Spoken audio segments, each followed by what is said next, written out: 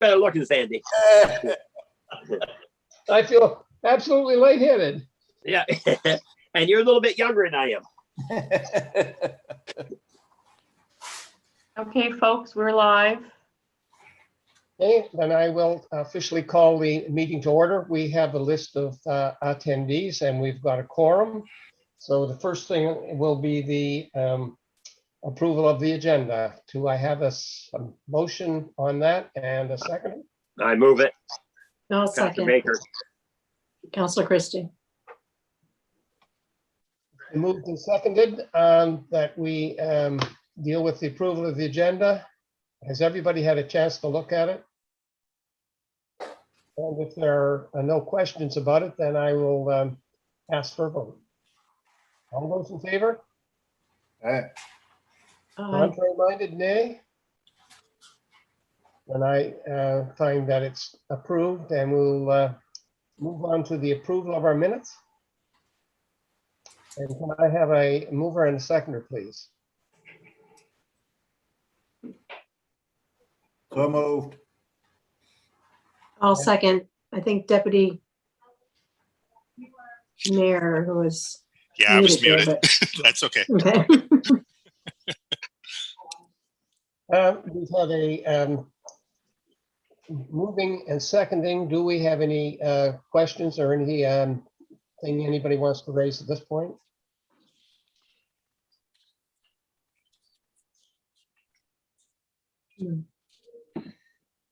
Hearing none, I will ask for a vote. All those in favor? Aye. And contrary-minded, if any? And I note that that is approved. Perhaps we can move on to the operating budget, which is the next thing on our agenda. So, oh, that looks nice. Can we have a presentation on that, please? Yeah, and I can take care of this in regards to the slideshow. My apologies, I didn't include the slideshow in the package, so it wasn't included in your package, but I can email it out after. I just sent it over to Kim a few minutes ago, and that was my bad. But this is a presentation for the 2022 budget in regards to our spending and stuff like that. So we can go to the next slide. So there's really been very little changes in staffing over the last couple of years. We still have 33 full-time employees, which consists of 24 full-time sworn officers. That's our authorized amount, as well as 9 other positions, which include bylaw, admin, criminal records, and dispatch. But we also utilize part-time positions. So we have 5 part-time positions in criminal records, dispatch, crossing guards, and we also utilize part-timers to cover for shortages, as you all know, when we have sickness or vacancies.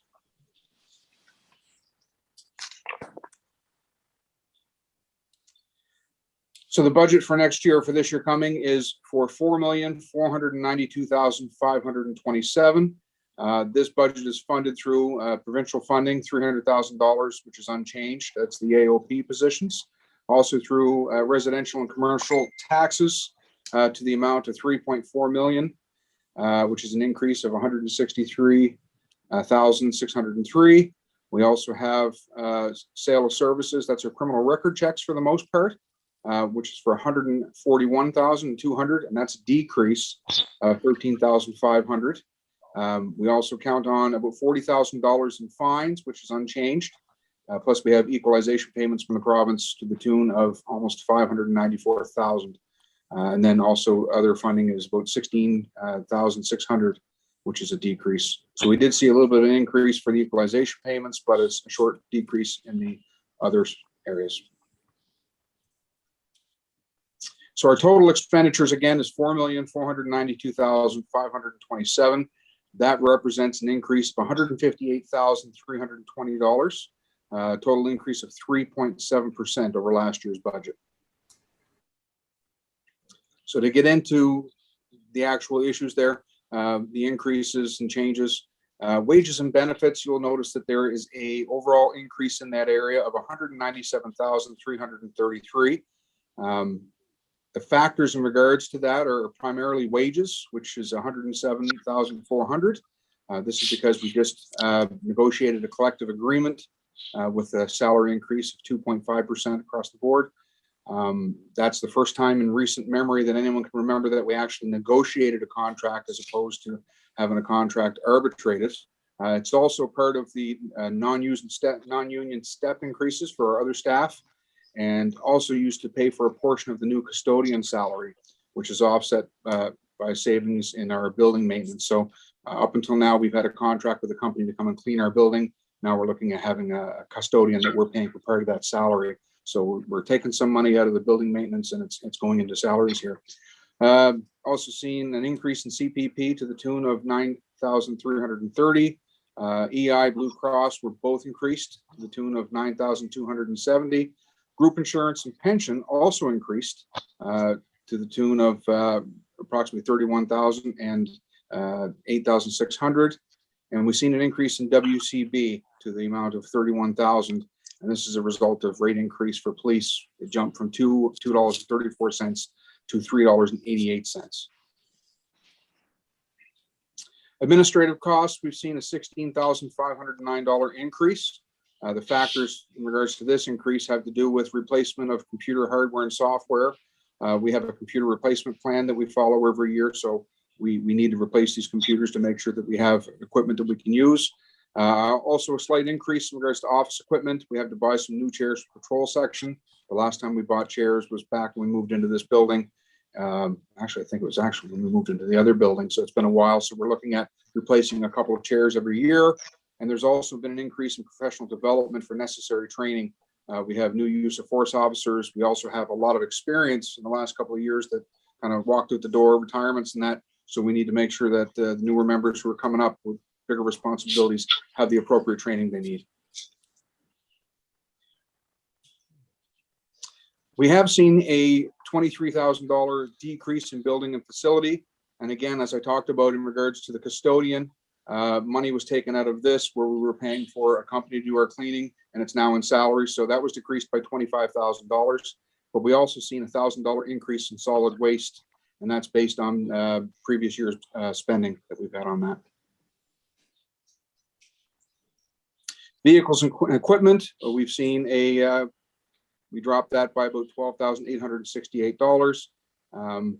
Basically what we have is a $1,000 decrease in vehicle repairs, about $2,000 decrease in fuel costs, and an $11,400 decrease in operational equipment. And that's got to do with, we had raised the budget over the last couple of years to buy pistols for the last 2 years, and we're done with that. So we don't need that money in that budget anymore. But we've also seen an increase in insurance to the amount of $3,132. There was no changes in materials and supplies. The budget in that area stays the same as it was last year. Other municipal costs, we've seen a decrease of about $4,750.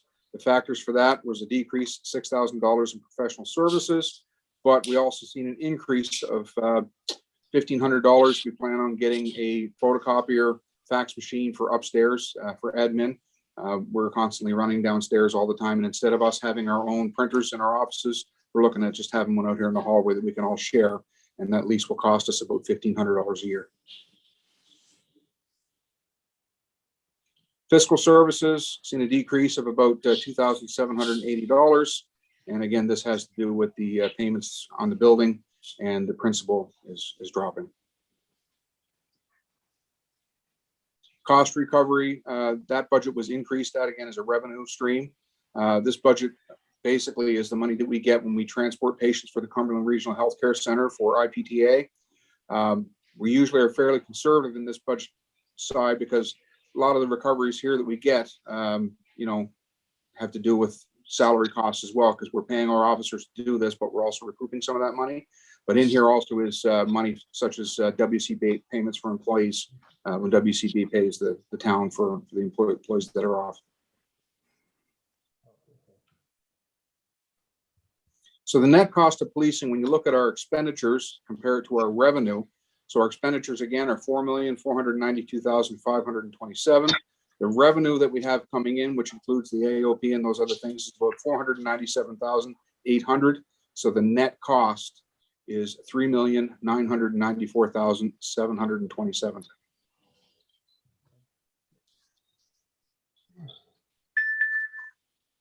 So do we have any questions for the chief?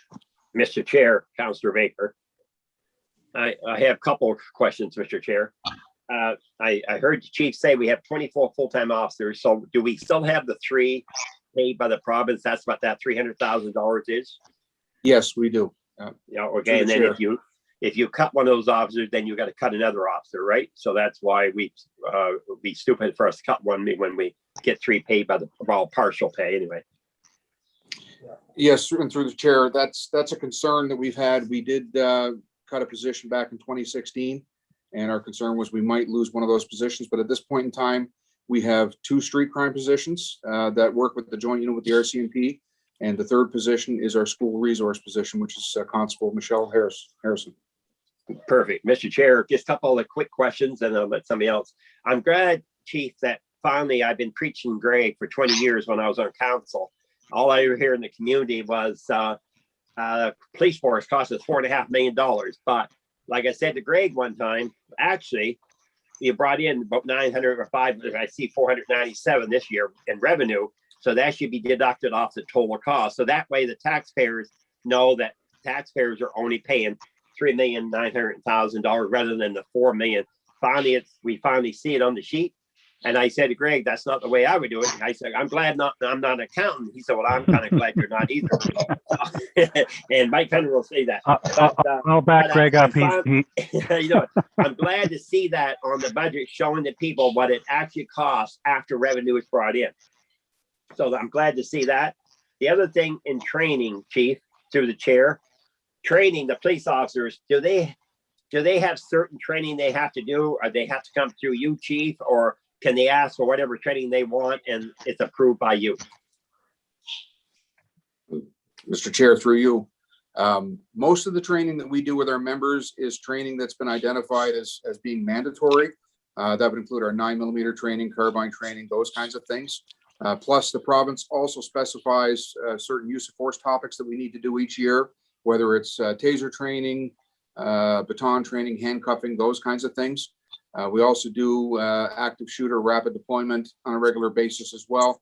But we also recognize, and we talk about this from a senior management in our police department, discussing what training do our members need, what areas do we need to make sure that we have someone training. So for example, we have someone who's working in major crime and they're dealing with complex cases.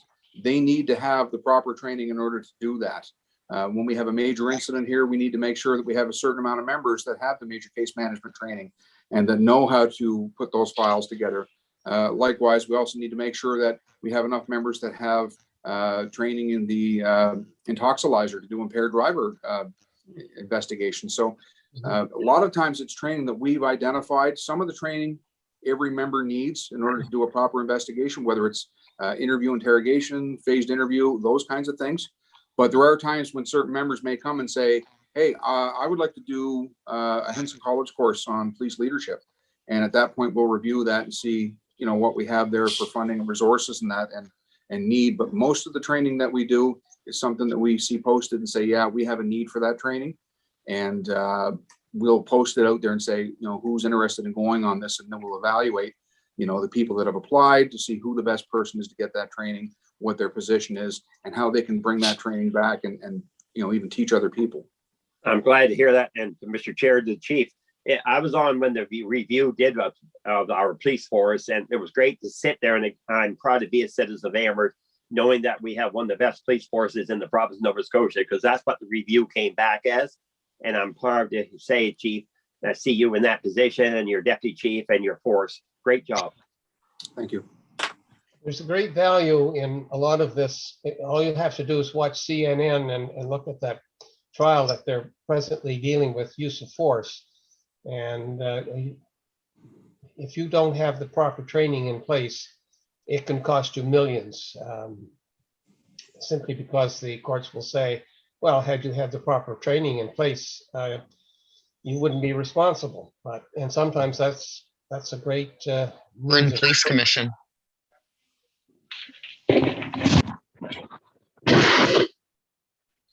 Hello.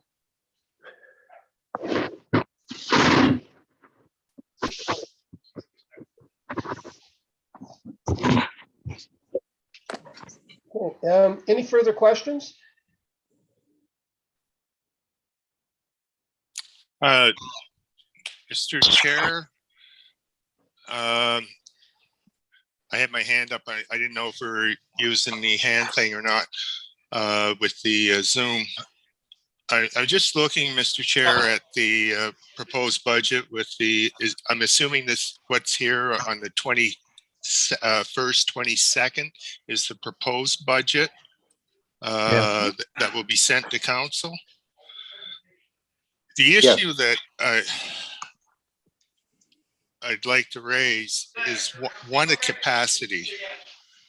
I'm curious from the chief's point of view, where we're at in terms of capacity to deal with the issues or the incidents of crime, if you will, in our town, particularly the drug-related offenses that are occurring in this town.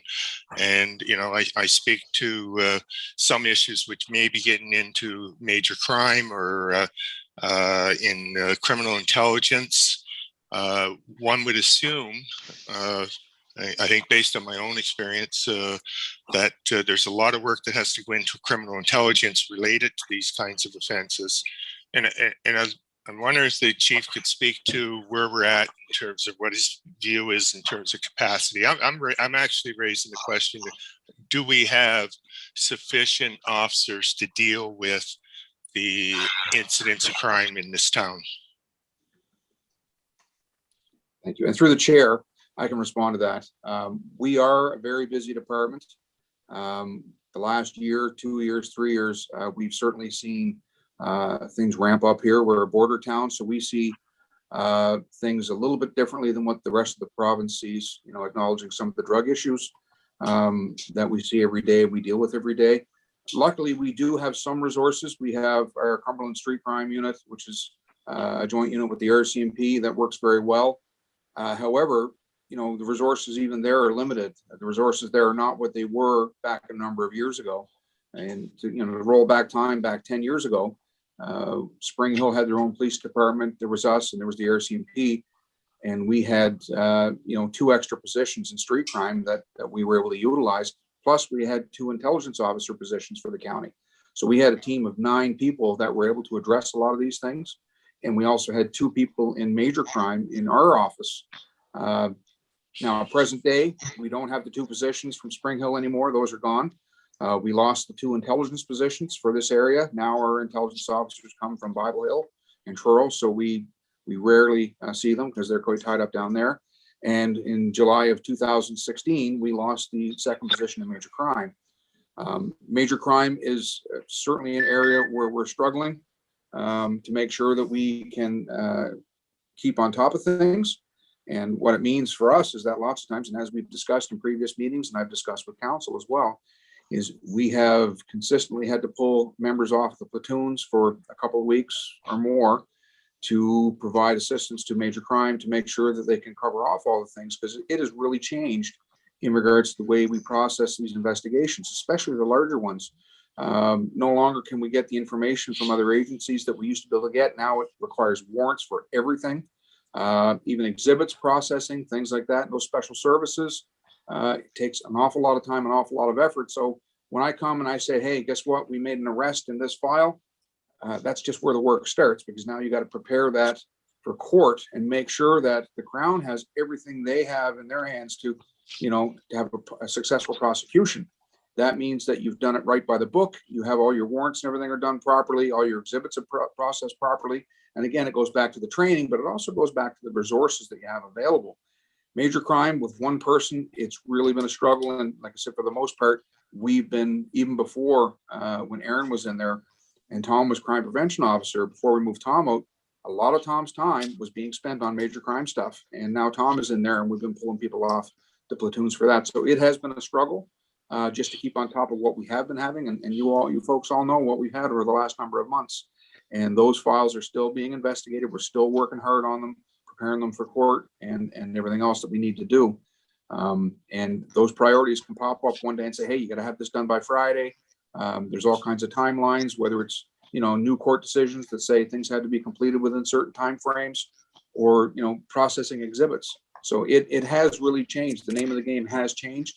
and it has affected the resources and how we are able to basically deal with those kinds of issues. So it's been a challenge for sure, and that's what we're hoping at some point to be able to address.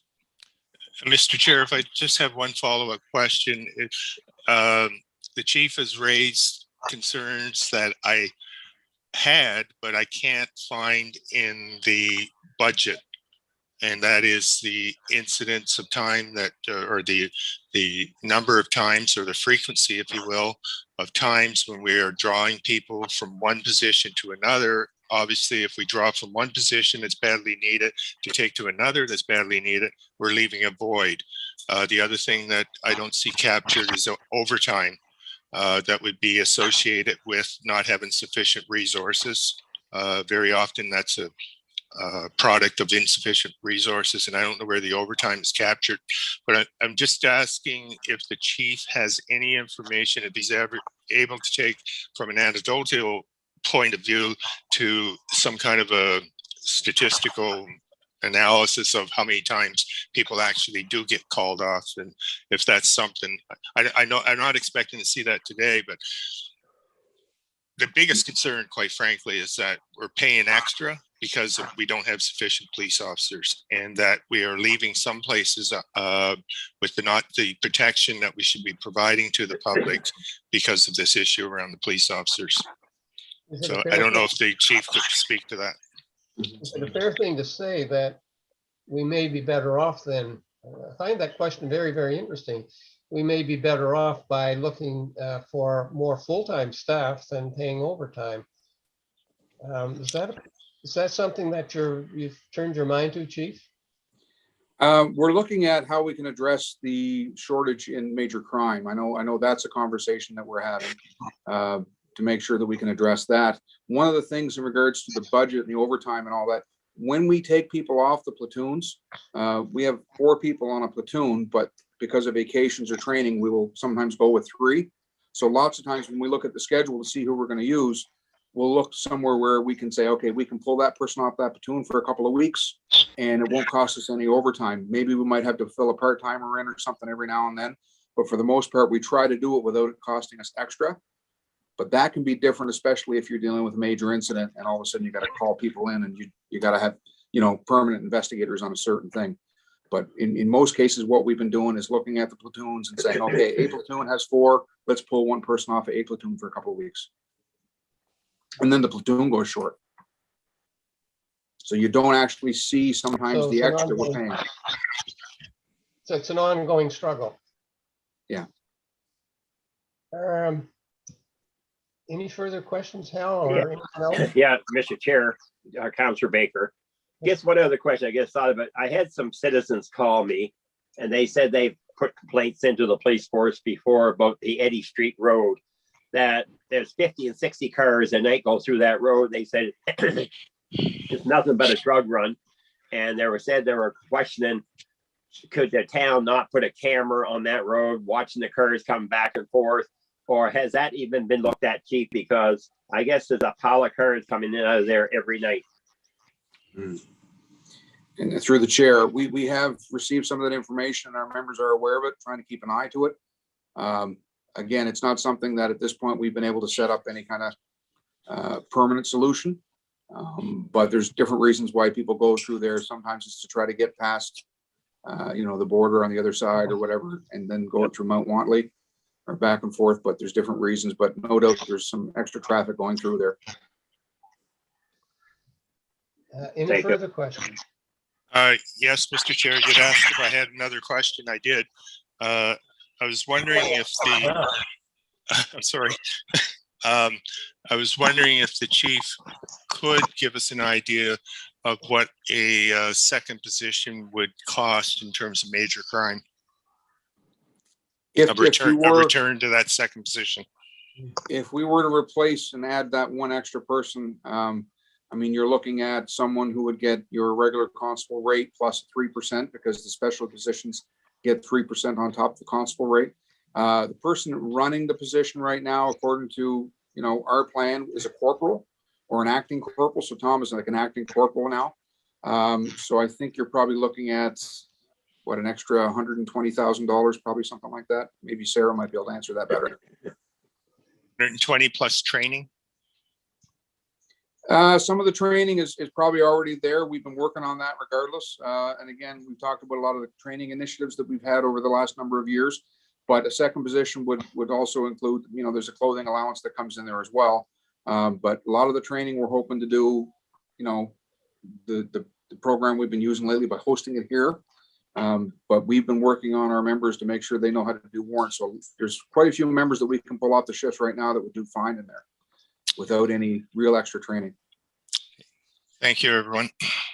Sarah, And I did you can just want to? add, yes, Dwayne, thank you. And through the chair, yes, it's approximately $120,000 for wages and benefits for that position. That's Thank you. 3%, And I can add something there too, if you like. please.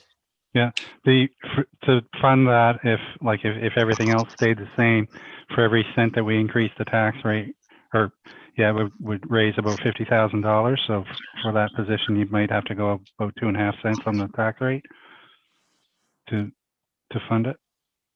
Or perhaps where we find the money elsewhere. That's right. Yeah.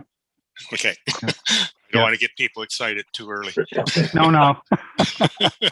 No, but that's the point. Is you either find it in other places or raise the tax rate. Those are the two options to get the funding for it. Yeah. So if there are no further questions, now, is it appropriate for us to move that the town consider this budget at this point? A motion to that effect would be appreciated, Mr. Chair. Okay. May I I have move, a? I move that, you, Mr. Chair. Thank you, Councilor Councilor Baker. And is there a seconder? I'll second it. Well, it's been moved and seconded. Are there any questions? Sorry, go ahead, Roy.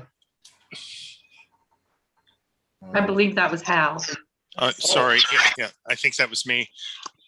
I would like to make an amendment to the motion that the chief also give an option of for a second major crime position to be added for council to take into consideration along with the budget, so that they have the option of staying status quo, and also what the option would be for a major crime position. We have a seconder for that amendment? I'd have to second it. Okay. Yeah, I'm okay with that. I'm just sitting here thinking, you know, there's times when we train people and then they are in Truro and then we train somebody else in New Glasgow. So adding a position, you know, I can see where we could save money. So yeah, I'd be okay with that. I'd second that. We've heard the amendment. All those in favor of the amendment, please say aye. Hey, Yeah. And contrary minded, nay. Then the amendment is accepted, and now we'll vote on the whole enchilada. All those in favor? all right. Aye. Contrary minded, please. Hearing none, I find that the motion has been carried. Can I ask a question, Mr. Chair? Please. This would be through you to the police chief. I'm just wondering how long it would take to get some of that information together, and would it hold up moving forward with the complete budget process or not? I can comment on that one. Go ahead, Mike. Yeah. Please. So yeah, we've got an alternative solution for that we can put forward with the budget package that you'll receive tomorrow as well. So Okay, Okay. that's fine. Yeah. Great, thank you. okay, great, thanks.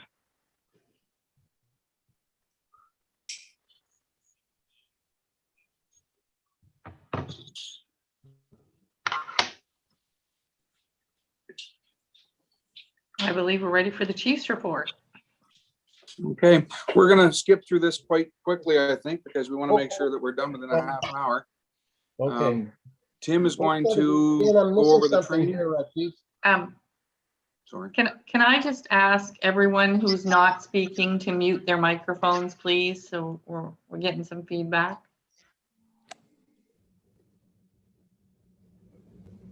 So the chief asked if I would do the first part of the chief's report in regards to training. Hopefully I'm not on mute. But, anyway, we did the phase training interview training program with the RCMP back in February. We managed to train another, I believe, 5 APD members at that time.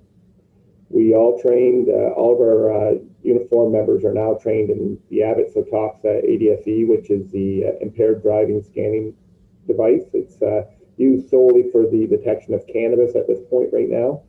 So all of our members are now trained in that, and we actually purchased 2 units through the Department of Justice program for impaired driving initiatives, as well as the individuals that came and provided the training were also paid and covered for by the Department of Justice. So that training didn't cost us anything, and the 2 training devices that we got, which would have cost just around $19,000, were both purchased at zero cost to the town. We completed the de-escalation training, which is now part of the use of force training. So that's the training that we use for when we attend all of our different calls for service, just different ways to deal with individuals that are suffering from mental health issues, and just other ways to de-escalate potentially dangerous situations. So Jeff Walsh and Derek Hebert, who will be our new 2 use of force training officers when we're eventually able to travel to the Atlantic Police Academy for training. But right now, and then a 3rd person was Michelle Harrison, who took it as part of her school programming, and we felt it was appropriate for her to take it as part of her daily activities dealing with troubled youth and individuals in the schools. Michelle and I attended for the domestic violence coordinated training, so that's part of the annual audits that we do in regards to domestic violence. Michelle reviews all of our domestic violence files that come in, so it was important that both her and I go down and take that training. Our CEW training, our conductive energy weapon, which everybody calls TASER, that's going to take place between April 27th and the 30th. So we train all of our frontline officers on that as well. So everybody that's basically an employee here takes that, which includes the chief and I. So we take that as well. It's required that you have to shoot 3 cartridges. 2 of the cartridges are live training exercise cartridges, and one of them is a simulated false cartridge, a cartridge that doesn't work. So that's part of the training. It's a fairly expensive portion of training because just the cartridges alone cost us around, I'm going to say $2,500 to $2,700 approximately. And then the training is actually put on during the officer's day shift, so there's actually no additional time. It's just the officers are taking off day shift. We juggle our members around so that we have proper coverage, and a lot of the training is conducted at minimal cost. So that's basically all of the training stuff that we had for the last couple months. You're on mute, B. Any questions? Okay. I can cover the next few sections there. The next section's talking about personnel, but it's also a little bit operational as well. We discussed some of the issues with the major crime section, the major crime unit, and how we had taken Corporal or Constable Tom Wood out of our crime prevention and put him in as an acting corporal. And basically, it's just some information there in regards to some of the major files and all the required follow-up, the tasks, the warrants, the interviews, and all the different things that you got to coordinate when you're dealing with those kinds of things. And as we discussed when we were talking about the budget, you know, how it's really placed a real stress on the unit. It's been quite challenging to make sure that all these things can get done, especially when you're dealing with one person. In many of the cases in the files that the major crime section has, these are warrants, judicial authorizations, and things like that that you really can't carry when you're working patrol. Our patrol unit, lots of times, I mean, on a day shift and throughout the week, it's nothing to have 18 or 20 complaints in the run of a day, and they're just going go, go, go. And it's really hard for them to sit down and say, I got to take 4 hours or a day to write a couple of warrants or something like that. So a lot of that stuff really has to fall back on someone who can manage their time if they can. So like I said, we've been taking people off the shifts in April for a week. For the first part of April anyway, we had Constable Goodwin. We took him off one of his platoon and had him working with Tom there. We gave him some very specific tasks in regards to an investigation Tom is working on that needs to be prepared for court and he did a great job. But again, that's basically just some more insight into what we've been dealing with there. Back on March 18th, we also had a leadership team meeting. We had that with the patrol sergeants, as well as with Tim and myself and Brian Gairns, our staff sergeant. And those meetings, usually we hold them probably once a quarter. We talk about various issues, and we have some presentations usually. We're fortunate this year that one of the presentations was Councillor Hal Davison, and we talked about systemic racism and some of his experience and some of the things in town and things we've seen.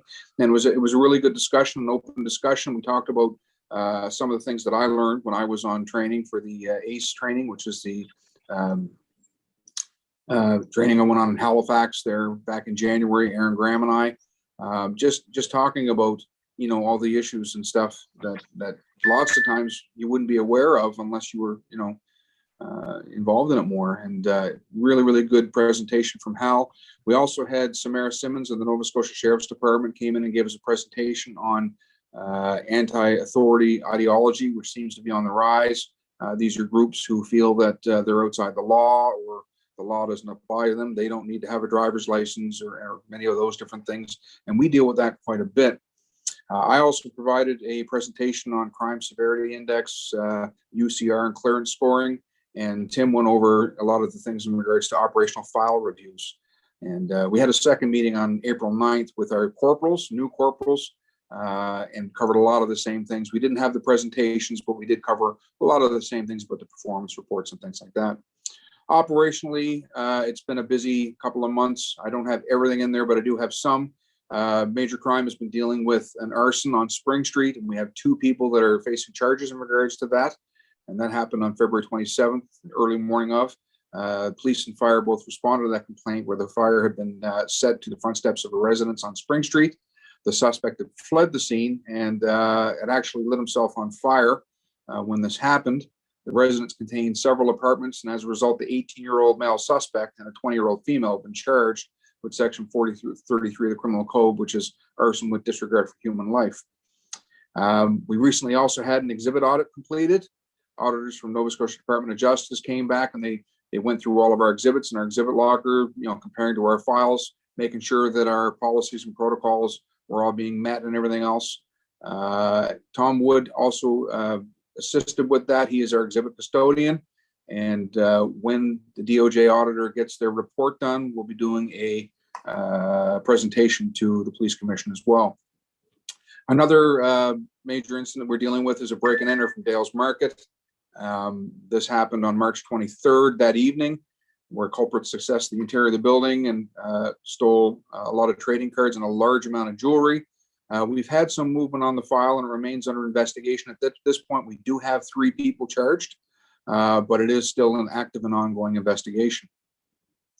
Crime prevention has been pretty busy, still not completely 100% because of COVID protocols and whatnot. Michelle's been able to access the schools a little bit more in regards to going and meeting with the kids and that. Constable Monroe, who was in there for a bit, also did some stuff online that we posted on Facebook in regards to Fraud Prevention Month. And still kind of doing a lot of the meetings through Zoom and Spike and Skype and things like that. When things are busy, they also support the platoons when needed to do so. Our operational stats are there for both February and March of 2021. You'll notice that criminal code charges are still up there. We're still up 47 in February and 65 in March. There have been times when we've peaked 100, but even 47 and 65 are still quite high. We've also increased our foot patrols are starting to come back up again as to where they were before. After COVID, we really weren't doing as many foot patrols, but things are starting to open up a little bit more. The last part is some more stats again, just to go through the previous month's occurrence, just to get an idea of how many occurrences we're bringing in per month over the last 12 months.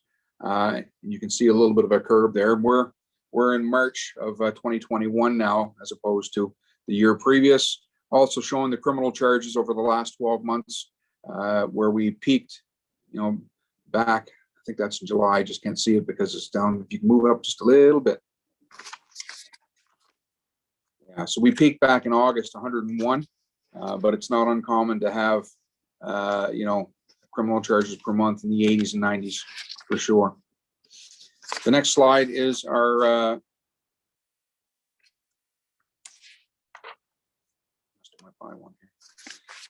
this is our criminal code violations, and this information comes basically from Stats Canada. And the information for 2019 just recently came out, and I was able to pull it off, and anybody can access this information. And lots of times we compare, our department with Bridgewater, New Glasgow, Truro, because even contractually, lots of times that's where the comparisons come from. So I was able to pull off criminal code violations, the rate, which is per 100,000 for our different departments and stuff. And when you look at the rates, and rate basically is calculated by taking your population, the number of occurrences. So you divide the number of occurrences by your population and multiply by 100,000.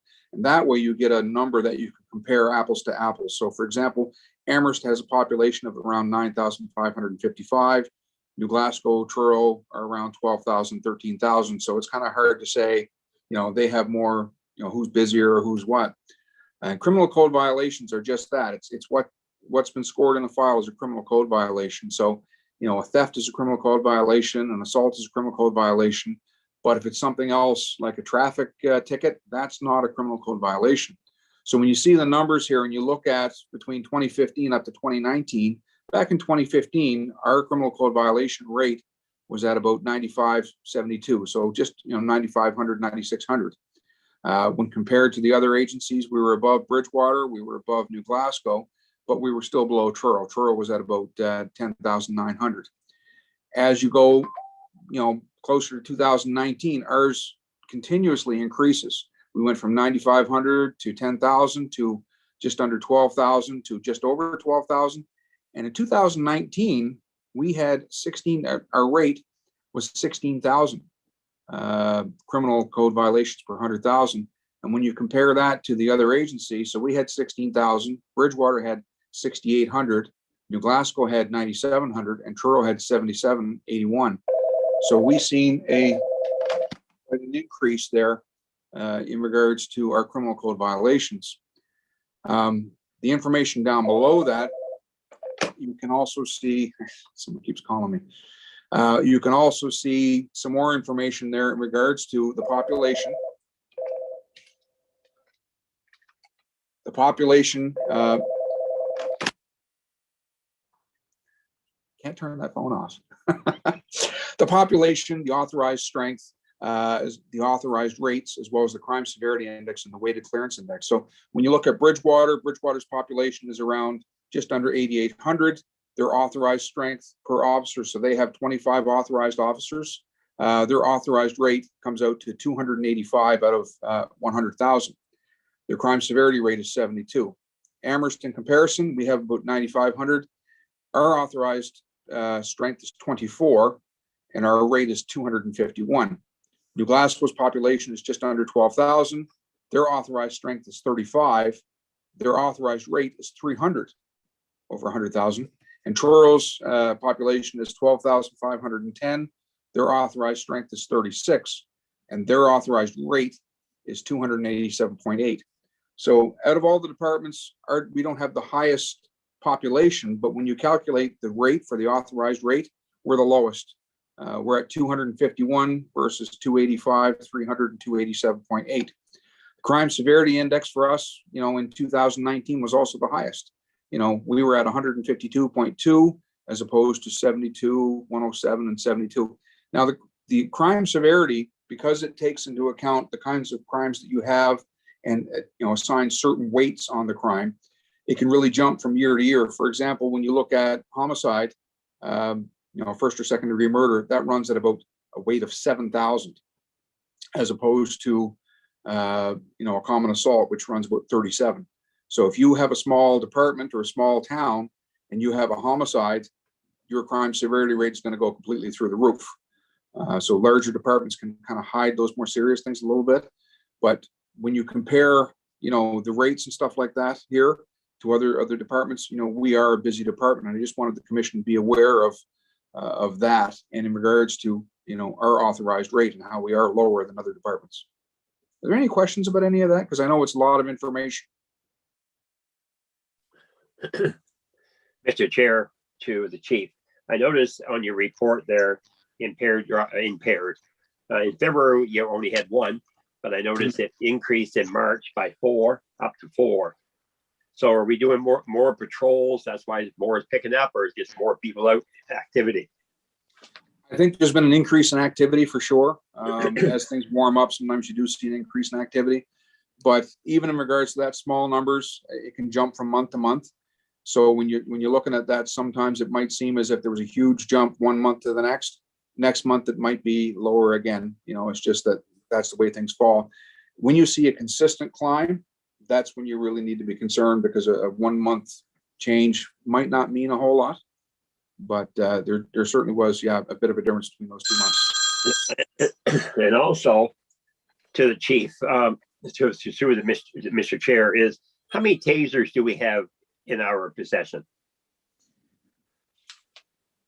Tim, probably you can answer that, because I know you got a better handle on that. One of the things I know we have in our budget for this year is to buy a new taser. Yes. Because some of the other tasers, we have an issue with the batteries. Once the tasers are not being made anymore, the batteries run out, and you can't get the batteries for them anymore. So that's one of the issues we're running into. But we are looking at buying another one this year. But Tim, how many do we have right now? Currently, we have 3 active ones. We had 2 that we had to remove from service due to we could no longer get batteries for them. So we'll be back to 4, and then we'll be back to 5, which basically makes it so each uniform member working patrol has a taser to wear while on shift. So the chair to the deputy chief, I'd like to nominate our deputy mayor to test them, just make sure they work. Thanks, Al. Thank you. Okay, any further questions? Yes, Mr. Chair, I did have my hand up, but I will advise the police commission that I did undertake being tasered in Vancouver when I was part of the CSC's security equipment committee, and it's worthwhile all the counselors perhaps having a turn at that. Anyway, I want to go back and ask a question here. And I just want to put this in layperson's terms, and through the chair, I'd ask the chief if this is correct. We have this, looking at comparative populations, we have the second lowest population of the 4 towns that we're looking at, but yet we have the lowest authorized strength. Our authorized rate is the lowest, and our crime severity index is the highest. Does that not require an additional intervention? Through the chair. I just don't know how we can continue going at that rate, and in keeping with our vision of having a safe community. Thank you. Through the chair, I think what you need to look at sometimes, especially with the crime severity, is we need to look at patterns, because like I said, as a small community, 1 or 2 homicides or even 1 can really jack up that number. So you really need to look at overall over the years. And over the years, it does kind of, sometimes it's up, sometimes it's down, but we've been consistently fairly high. And I'll be honest, yeah, it's a lot of it is, sometimes the challenge of, when you're pulling people off the shift to work in major crime, the platoon is short, or when you got one person in major crime that's trying to struggle and we got to, pass other files off to platoon members instead, that thing as well. The time, that we used to have years ago, maybe to do more proactive things, we're just not getting that. We're just, we're seeing that increase in regards to our criminal code violations. Like 2019 just went through the roof. I haven't got the data yet for 2020, which is probably going to be impacted a little bit by COVID-19, but it was still a fairly busy year. We still came pretty close to the same number of occurrences, but I'm still waiting for the data to come back from Stats Canada in regards to what we submitted to find out for sure exactly what they have on record. But we've been the lowest in regards to authorized strength of those 4 municipal departments since 2016. Thank you, Mr. Chair. Any further questions or any questions anyone wants to raise? just before we finish with the chief's report, sometime I think I'd like to have some of your time, Chief. I've been thinking about addressing the question of our protocols and our policies and things of the like nature. And I know that others are interested as well. So I'd like some time with you just to see the numbers and identify what protocols and what procedures impact on your department. Mhm. So would you look at your schedule sometime and see if you and I can have a preliminary, just a quick look at the numbers and where those documents are kept. Yep, no, that's not a problem, for sure. Absent any further questions, I think we're ready to move into the in-camera session. Are we not, Kim? Yeah, so Mr. Chair, we could have a motion to go in camera, and then I will ask Sarah and Michael if they would leave the meeting, and then we'll stop the live stream. And then we can go on with that agenda. I'll move that we go into camera, Deputy Mayor Davidson. Okay, I'll thank you. second. Thank you. Goodbye. Thanks. So I'm not quite